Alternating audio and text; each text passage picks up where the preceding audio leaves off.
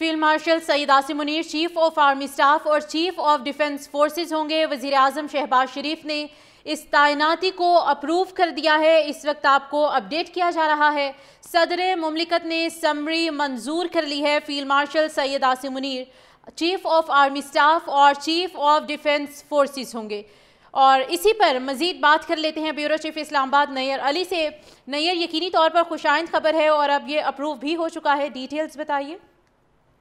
जी बिल्कुल, सदर मुमलिकत आसिफ अली जरदारी ने फील्ड मार्शल सैयद आसिम मुनीर की बतौर चीफ ऑफ आर्मी स्टाफ और चीफ ऑफ डिफेंस फोर्सेस तैनाती की समरी जो है वो मंजूर कर ली है।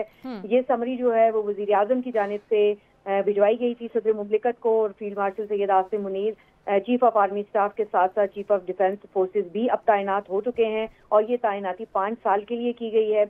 आपको ये भी बताऊं कि ये जो नोटिफिकेशन है इसके हवाले से अब से कुछ ही देर में बाज़ाब्ता तौर पर जारी कर दिया जाएगा, लेकिन इस वक्त जो है वो वज़ीर आज़म की जानिब से भेजी गई समरी जो है वो फील्ड मार्शल सैयद आसिम मुनीर की बतौर चीफ ऑफ आर्मी स्टाफ और चीफ ऑफ डिफेंस फोर्सेस तैनाती की वो सदर मुमलिकत ने मंजूर कर ली है। जी बिल्कुल, मंजूर भी हो चुकी है, अप्रूव भी हो चुकी है। ब्यूरो चीफ इस्लामाबाद नैयर अली हमें तफसीलात से अपडेट कर रही थी, आपका शुक्रिया।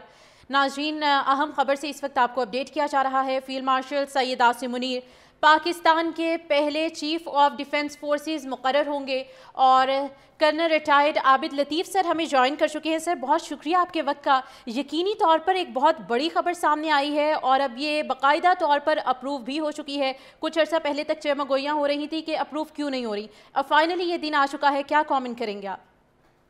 जी बहुत शुक्रिया मुझे लाइन पे लेने के लिए। जी बिल्कुल, वाकई आपने सही कहा। ये कुछ जो चमगोइयाँ हो रही थी और जो कुछ स्पेशली सोशल मीडिया पे और जनरली कहा जा रहा था और अजीबोगरीब सी बातें हो रही थी, तो I think those all things will be now laid to rest. ये बहुत अच्छी डेवलपमेंट है जी, क्योंकि जो देखिए कि ये जो इस वक्त वॉरफेयर है वो चेंज हो चुका है और इस वॉरफेयर में इस वक्त डिफरेंट ये डोमेन्स की वॉर है जी।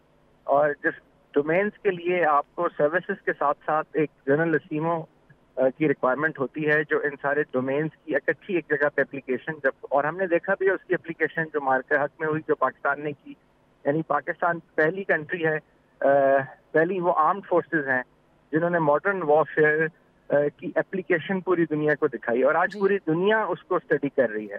तो उसकी रिक्वायरमेंट थी, क्योंकि हर वॉर का एक लेसन होता है जी। 65 की वॉर का भी लेसन था, जिसके बाद chairman joint chief of staff committee का जो वजूद है वो आया उसके लेसन के तौर पे।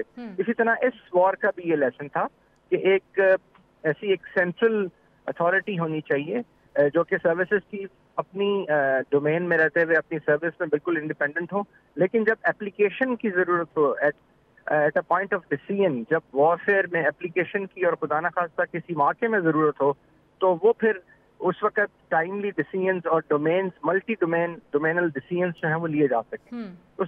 उसके लिए ये बहुत जरूरी था और ये बहुत अच्छा हुआ ये भी जो साइन हो गई है। तो वो जो जितनी र्यूमर्स थी और जितनी